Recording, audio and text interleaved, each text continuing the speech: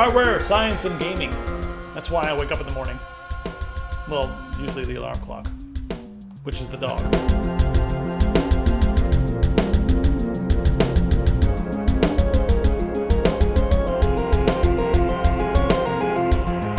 That's how I wake up every morning now. The dog comes over and just slaps me in the face. And I know in order to train a dog, you shouldn't react to things like that. But how do you not react when you're sound asleep and you get slapped in the face? I don't know. Anybody out there, let me know how you guys deal with such things. My life is awful. That was how first world was that? All right. Yeah, let's talk about. There's a lot of gaming in this one, and also this is not going to be the longest episode ever because I'm currently, like right now, I'm actually not here. I'm at Maker Faire, so yeah. I don't know if that's an excuse or not.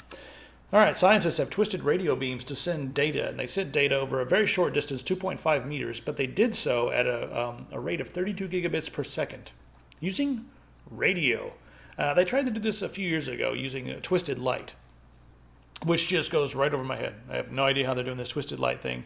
But yeah, I guess it's the USC School of Engineering or whatever. I think that's where it is. Let me see if it says on there. Yeah, anyway, they decided that, you know, the light wasn't able to do as much as radio because radio is a much more robust wave, and it also will more easily deal with obstacles and that sort of thing. So the future applications of this, I'm not sure if this is actually going to be something that replaces LTE because, I mean, this test was only done over a short space, but still pretty promising. 32 gigabits per second. This is the kind of technology. Yeah, the speed is 32 gigabit. The technology. This is the type of technology that we need to make wireless almost sort of kind of viable, because with atmospheric turbulence, optical is not any good, and with radio waves is spread out. It's larger. It can go through buildings and walls and metal and things like that better because the signal is wider.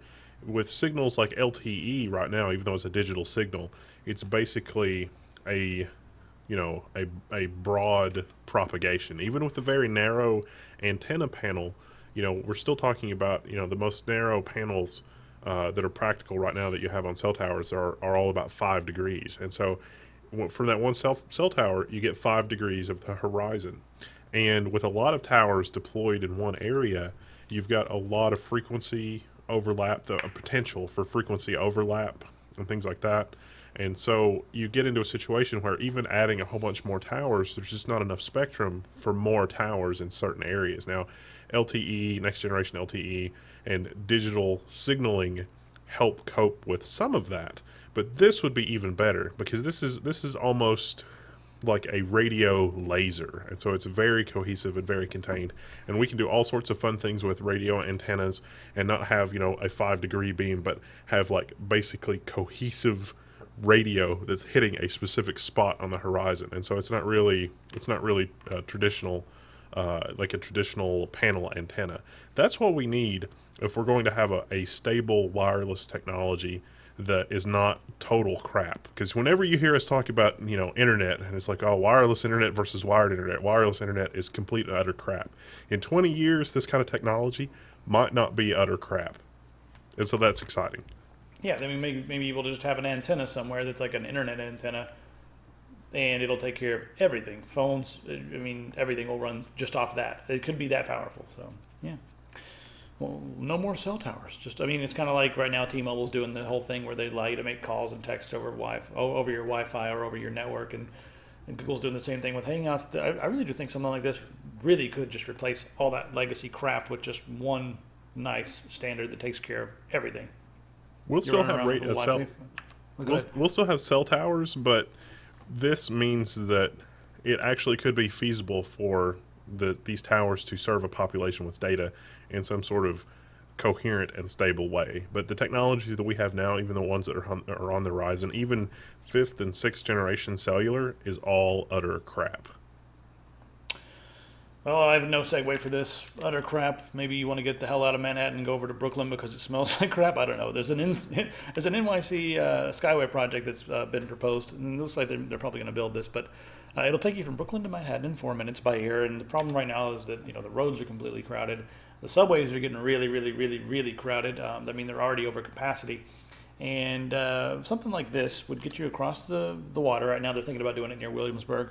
And they would do so in just a few minutes. And they can move 5,000 people per hour. Another benefit is it would be good for tourism because you get a nice view of the city. So yeah, that's interesting. I'm more interested in what Schmidt was talking about earlier in the last episode of Tech. He was talking about flying cars that he said we were going to see in our lifetime, because as we run out of road space, we're going to realize, hey, we've got all this space just floating around up here. We didn't even think about all this stuff. The air is just full of space. So I think that's going to be the next thing. I don't know. Seeing this after going to China, it's like, I don't know, man. We're still pretty far behind their technology, at least from my perspective. New York's going to need a bit more than a Skyway. It's a glorified ski lift. Come on, guys. Make flying cars now. Or just slingshot. That's what you need. You need like a capsule, and you're going to stick someone in the capsule, and it'll or a cannon, and you can launch them across, and they could land on a big blow-up thing. Don't they have something like this for Roosevelt Island? I was thinking they had something like this for Roosevelt Island already. Maybe, I don't know. I've kind of avoided it. No one goes to Roosevelt Island. It's like Ravenholm or whatever. That's funny because those memories of both of those things are now intermingling in my brain. Thanks. You're welcome. All right. I don't know. Maybe someone from New York will correct us. And I don't think we have anybody from Williamsburg watching, but if we do, what's up? Your shoes are nice. Graphene has a cousin. Yeah. Germanine. Is that how you say that? Germanine? Germanium? Germanine? Like graphene? I think it's so. Germanine. Germanine? It's made from geranium instead of a germanium instead of geranium. Germanium. Geranium is a plant. My azaleas are coming in this year. Coat them with the germanium. You've got me doing it now. That's not good. It's germanium. Alemania. No, it's not. Oh God. Oh man. From now on, germanium and geraniums. Just switch them from now on. Let's mess with everyone in the world. So if we had a 3D printer that could print germanium, could we print geraniums that are made of germanium? Someone's head exploded in aisle 4. For those of you that do not have English as your primary language, I'm so sorry. I'm so sorry. Yeah. Where were we? Oh, so anyway, in order to make graphene, you have like a lattice at the basic. It's basically one atom thick, and it's they haven't been able to do this with many other things, but now they've been able to do it with germanium.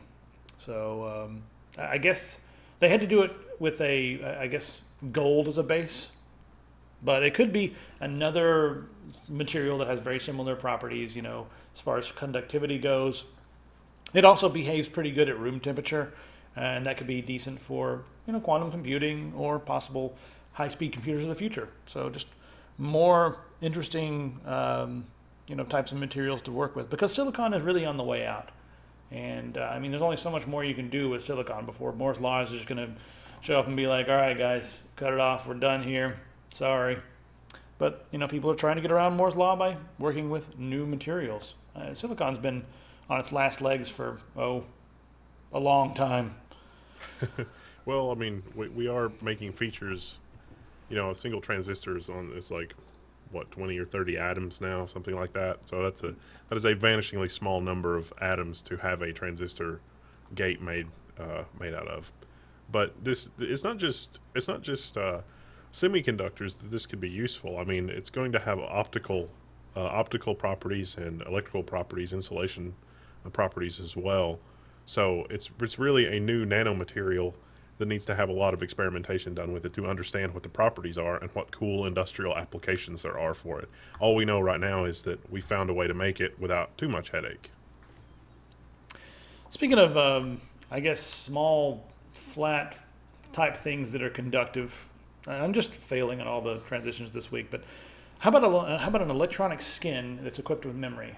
So some researchers, I believe this is in Switzerland. Let me take a look here. Yeah, the Swiss Federal Institute of Technology. They have developed this stuff that it sticks to your skin. It's about the size of a temporary tattoo. Temporary tattoo. What's wrong with me today? About the size of a temporary tattoo, and it is able to get vital readings from you, and it's also able to diagnose, and then it's also able to administer doses of medicine. And it's all going to be just completely thin right on your skin. The only problem they're having right now is they have to power this traditionally by plugging it into a wall. They're not able to, draw power from your skin or whatever. They're not able to draw power from solar or whatever yet. So that's still one major border that's keeping this from being completely available today. It means it's going to be quite a long way off. But in the future, we could see, like something like this we stick on our body, and this could be pretty revolutionary in a lot of areas for people who have several different types of diseases. It could monitor them, and if conditions get bad, it could start administering some medicine to take care of it. And so it'd be pretty cool. Lots of uses there. So what you're telling me is, on my lifelong project to build Commander Data, I now have a material from which I can make his skin. Maybe, yeah. I mean, I'm not sure if he's going to need it as much as we will, because he's not going to really need any medicine, other than a few, maybe some new transistors or something. But yeah, maybe. I just need a sensor membrane, a really awesome sensor membrane. Maybe we can use germaniums.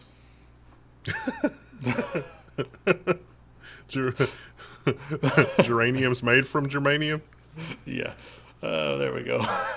All right, so there's now a $1 million race to find a cure for aging, because when you look at aging as an illness, then you can find a cure for it, yeah. So it's out in Palo Alto. Some scientists put up a $1 million prize to anyone who can end aging. And, a lot of people are saying that we're going to see an end to aging, possibly within the next, I don't know, there's 25 years. They're saying it's a 50-50 chance. But it could also happen in 100 years, who knows. So there's a lot of people working on this. Ray Kurzweil, he's the dude who Google put in charge of, I believe, all their artificial intelligence stuff. He's the guy who talks about the singularity all the time. If you don't know who he is, go ahead and Google him right now. But he's pretty old, doesn't look that old. I mean, he looks younger than he is. He's taken a a weird cacophony of pills. A concocted cacophony of pills. That's what I was looking for. And it's keeping him somewhat younger, but he's sticking around because he's waiting for immortality. And so, yeah, okay, how about this? In 25 years, the interesting thing would be is if they were able to solve the aging problem, you wouldn't just stop aging. Let's say you're 55 years old. It wouldn't just be like, okay, here, take this, and you'll be 55 for the rest of your life. It would be like, we can reverse this process. We can repair the cells. So how old would you like to be? I'd probably be like 24, be like 24 forever and just chill. And if I'm going to go by falling off of, I don't know, Mont Blanc or something. That'd be it. So if you could, what age would you be? Or first off, would you do it? And then what age would you stay at? There was a paper funded by the NIH that I read on this a while ago, and it was centromeres. Centromeres have the most to do with aging, and I don't know if that's true or not. But they had a pretty large piece of muscle tissue that they were keeping alive, basically in a petri dish, and they engineered a virus to add to lengthen the centromeres in a bunch of cells. And 2 or 3 generations of muscle cell later, the muscle cells were back to very young pliancy and things like that. And then they tried it in mice, and they were able to completely reverse aging in mice. And I think that there were some age-related diseases that they had, that like some of the mice had onset of particular age-related diseases, and when they administered the centromere lengthening treatment to the mice got better. So that's interesting. I'm sure that other things will go wrong with aging, but the whole just need to lengthen your centromeres, I think that's available. I think if you were in Google, I'm pretty sure that the people in Google, or the people in Calico, which is funded by Google, already have access to this. And I'm pretty sure that Ray Kurzweil's already taking things to lengthen his centromeres. So let's keep an eye on him and see if he lives to be 200. All right, but what if you could, pick an age? What age would you pick to stay at if you were going to live forever? 25, 30. Yeah, somewhere in that range. I'm kind of curious. What out there in the audience? Would you guys elect to live forever? And then what age would you pick out there? Just curious, you know. All right, let's take a look at this MIT robot that they've been working on for a while. It's their Cheetah Robot, and now they have it running. They said it couldn't be done, but now they have it running without any wires connected to it. Yeah, it's not being stabilized. It's just out running in a field. There it is. We've looked at this thing a few times. It's pretty interesting, and they had to pretty much come up with every part of this thing is proprietary, because that's pretty much the way you have to do it. I think it looks kind of fun. It's frolicking on the lawn of MIT. Look at it go. Little GoPro footage there. I like that they've got a strip of they've got a cheetah pattern right on the head of it. That's pretty much it. Though. Other than that, you're not fooling anybody. Like, I knew this wasn't a cheetah. Like, when I first looked at it, right now, like, I know that's not a cheetah. They're probably going to fool people from like Florida who've never seen a cheetah before. Florida man shoots cheetah. Shoots what he thought was cheetah. Turns out to be MIT robot. I once saw a flying cat, which is just a cat stuffed in a quadrotor stuffed in a cat. Now I've got to do it. Flying cat. It was somebody's cat died, and they decided to taxidermy it as a quadrotor. It was gruesome, but also kind of funny. Oh, here it is. I'm bringing it up just because I want to traumatize the audience right now. There we go. Let's get it going. Yep, there it is. It's got that fixed expression forever. Man, we need... Looks like Happy Cat from the Japanese cat food commercials. He ain't very happy, though. Man, we need... you know what we need right now? We need Tchaikovsky's dun dun dun dun dun dun dun dun dun dun dun. Flight of the Valkyries, where someone has done a regex search and replace for Valkyrie with cat. Flight of the cat. Oh, that is a big cat. Yeah. Well, we should just stop doing the show. We're so sidetracked. It's awful. Hey, but how about that cat? We've still got gaming and hardware to do. Let's trudge through. It's like I'm waiting on him to land everyone the cat. Lower your expectations. I like that he's doing this in like an apartment complex. You know that some old woman had a heart attack just now. Rupert, there's a cat out the window. A cat, I swear to God, flying cat. I mean, if it's like a 110-year-old little old lady, and it's like she lived through World War II and nuclear weapons and the computer age and airplanes, and it's like, oh, flying cats. We have flying cats now. That's a thing. I don't think that would really strike me as that out of place, having been through all that. Yeah, she would just be like, it's probably a new Toys R Us thing or something. Yeah, the 980, yeah, it's a desktop part, and the 880 was in some mobile devices. There's like the 880, the 870, and all that stuff. So, not sure why they did it that way, but they can do whatever they want. That's just what they're gonna do. But and the 980 is based on Maxwell, not to be confused with the guy that wrote the equations. Exactly. There are some equations going on here, but yeah, it's finally a Maxwell part, which means it's going to be 256-bit as opposed to 384-bit or whatever. So it doesn't have as much bandwidth. It seems to have a higher base clock by a little bit compared to the GTX 780 Ti. And the benchmarks here, even though it has more memory, it's got more GDDR5. It's got 4 gigabytes as opposed to 3 gigabytes. And I've been waiting for a 4 gigabyte card, like for a while now. I know the Titan has more, but it's just at a price range that I think is quite silly. But now we have a card at a reasonable price that's 4 gigabytes, has some pretty good scores. It's got fewer stream processors as well. But still, let's go ahead and scroll down a little bit here and just take a look at the benchmarks. It seems to be beating the 780 Ti pretty bad at 1080p. Not pretty bad, by 5 to 7, sometimes more frames per second. That's impressive. I did not think that it was going to be as good as the 780 Ti. I did not think so. It's also lower power usage. It only requires 2 6-pin PCI Express power connectors.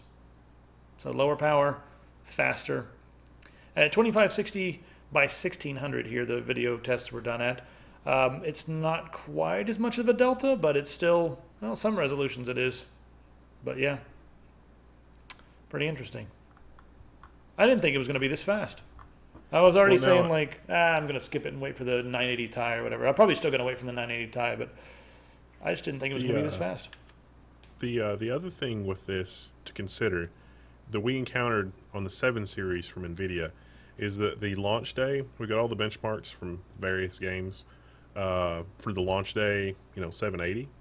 And then we did some of the same benchmarks a few months ago.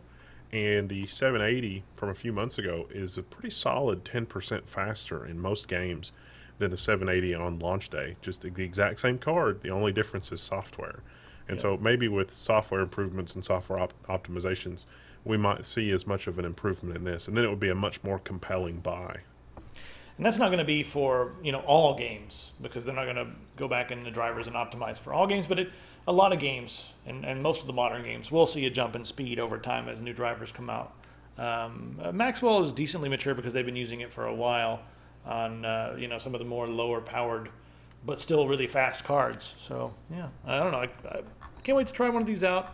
Like I said, I'm not sure if I'll replace my 780 Ti just yet, but maybe. I don't know. Who knows? All right, we've got a lot of gaming stuff to talk about. The gaming world has been very interesting this week. So first off, let's go ahead and just talk about this new Microsoft Xbox controller for the PC. Do they really? Is this really Microsoft? Is this what you think of us as PC gamers? Do you think that we're this stupid? So what they did was they took the regular Xbox One controller. It's the regular controller, nothing different. And they're bundling it together with a micro USB or just whatever USB cable, just a standard, USB cable. And they're making it a separate package, and they're marketing it as the Xbox One controller plus cable for Windows. They're marketing it as like the Windows version of the controller. It's just a stupid controller with a plug, and they're selling it for $60, by the way.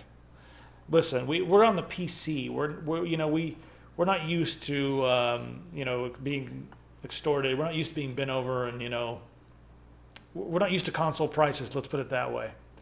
We're used to good prices for good games that make us think and that are more niche. I don't know, man. I'm gonna keep using my PS2 controller with the adapter, the USB adapter. I got a wireless controller. It's a PS4 controller. I use it with the Surface 3. It works great. I use it to play Bluetooth. Nintendo. Yeah, it's just Bluetooth. And so are you telling me that the PS4 controller on Bluetooth, which doesn't require, unlike the PS3 controller, which required shenanigans with your Bluetooth controller, the PS4 Bluetooth is completely standard and works fine on the Surface Pro 3. Like, you don't have to do anything. You don't have to do any hackery. Like, you can just go buy a PS4 controller and literally start using it. It doesn't interfere with any of your other Bluetooth devices, because if you're using the Surface Pro 3, everything under the sun is Bluetooth. All the pen, the mouse, all the peripherals are Bluetooth pretty much. And the PS4 controller plays nice with all the other peripherals, and it works great when you're doing console emulation on the Surface Pro 3. And so what you're telling me is that this Sony controller is going to be a better experience than the USB wired nonsense that Microsoft is peddling. Listen to this. The Xbox One controller plus cable is the culmination of over 200 prototypes featuring over 40 awesome innovations. It's the best PC controller Microsoft has ever produced. Regular Xbox One controller, micro USB cable. Microsoft, this is the master race, the PC master race. We are immune to that marketing bullshit. So stop it. You guys used to be a PC company. Yeah. All right. Well, they did just lay off another 2,000 people from their R&D division. So I guess that's where they're headed. They got to get to that magical 18,000 layoff number that the CEO gave a couple weeks ago. Oh, I didn't put this on the list. I just found this article, but this ties into this whole Microsoft not understanding gamers thing. So Peter Molyneux, one of the gaming gods out there. Just go ahead and look him up. I guarantee you he's worked on a game that you're going to be like, holy mother of God, I loved that game. So Peter Molyneux, right? So he was talking to some of the higher ups in Microsoft back in the days when Minecraft first came out, and he said that they all thought it was quote unquote rubbish. They made fun of it. They were like, oh wow, this game's like from the 80s, and you don't even do anything. You just run around and do nothing. There's no main character, there's no real plot. This is stupid. You just grappy graphics. What is this? And now they just paid $2.5 billion to to buy it. They didn't get Notch, though. No, they didn't get Notch.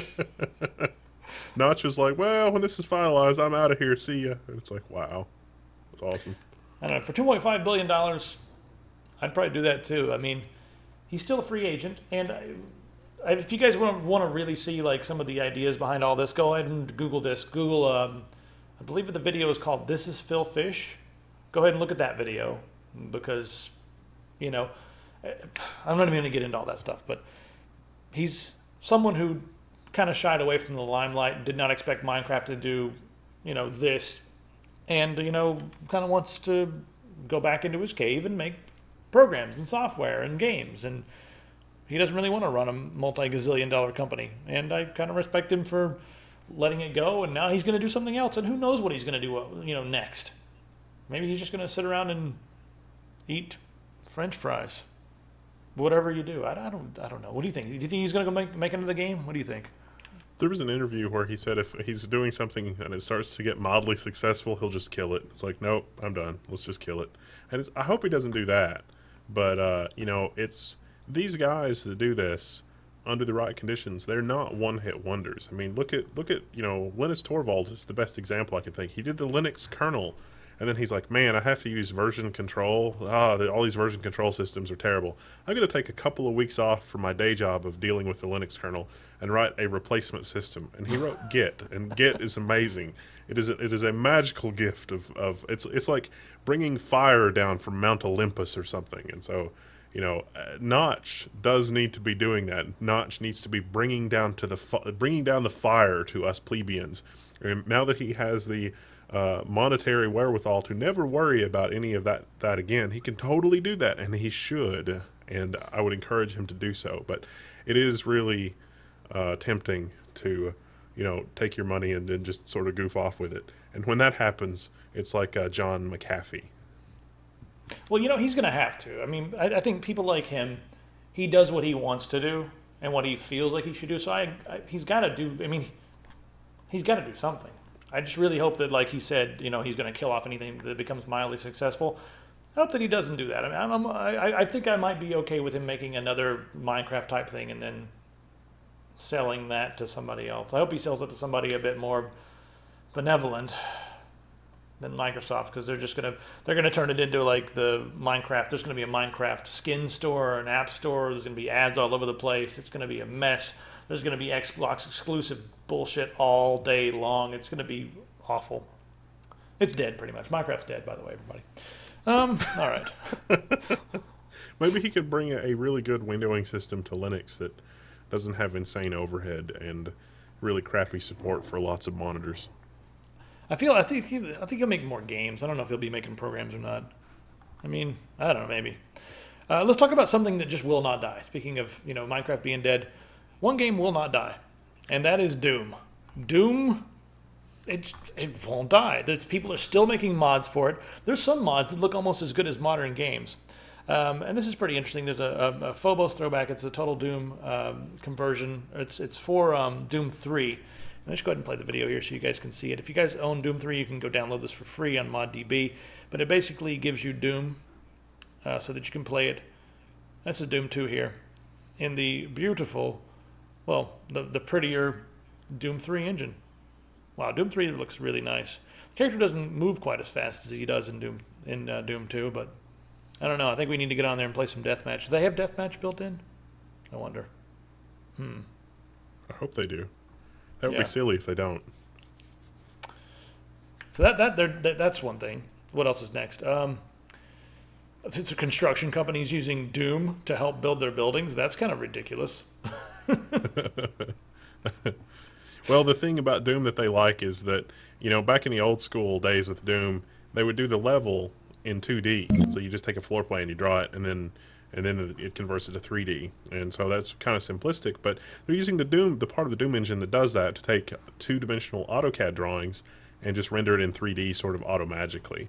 And they're saying that it may revolutionize the way that they do construction projects, because a lot of the time they do it incrementally, where someone will do the outside and then somebody will come in and say, we need to do this for the electrical and the plumbing, and you know, that kind of, it's sort of an iterative process. And with this they say, oh well, we can just plan the whole thing.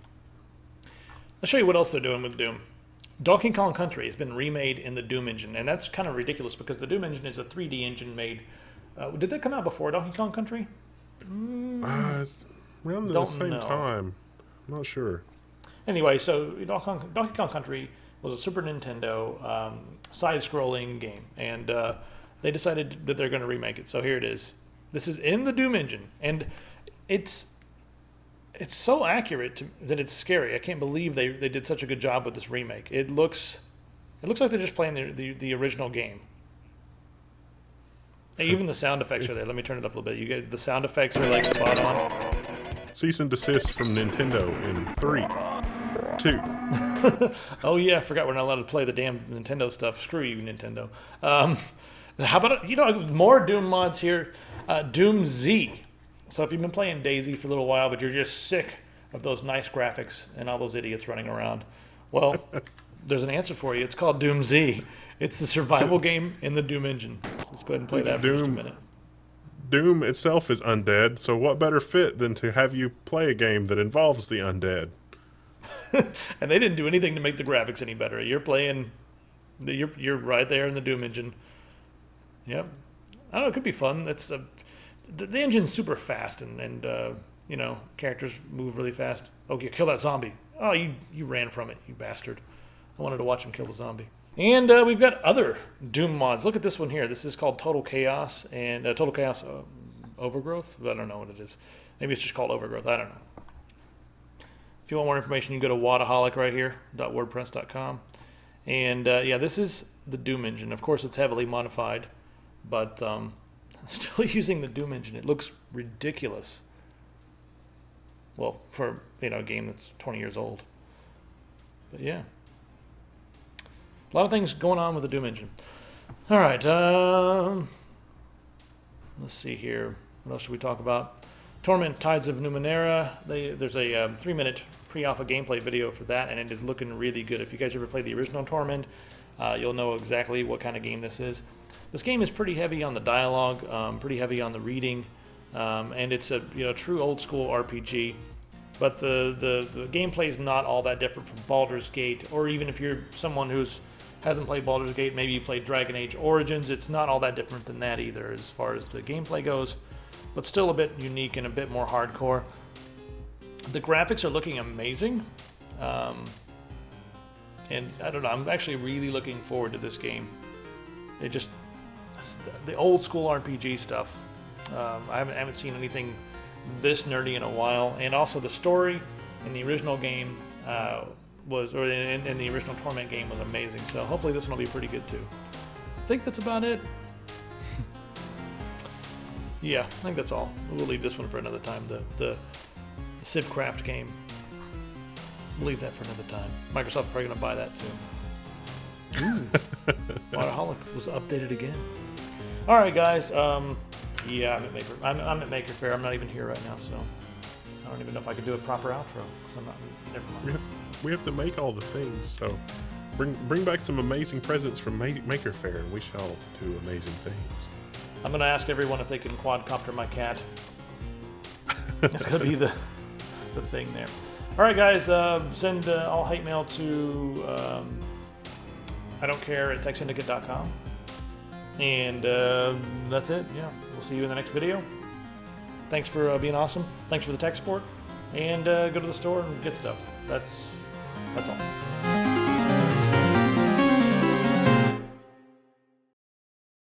It's kind of a sad day. This is the last episode of the tech on this set. What? Oh, okay. The new set will be finished next week, and so all future episodes of the tech will not be on this set. That's pretty much it, guys. I just wanted to harass everybody. So yay, new set. It's going to be more awesomer because more awesomer stuff is needed. Possibly more background noise. I'm working on sealing off those windows. They face the street. But it's a much more conducive environment for worktations. Yeah. All right, we'll see you guys in the future videos on the new set.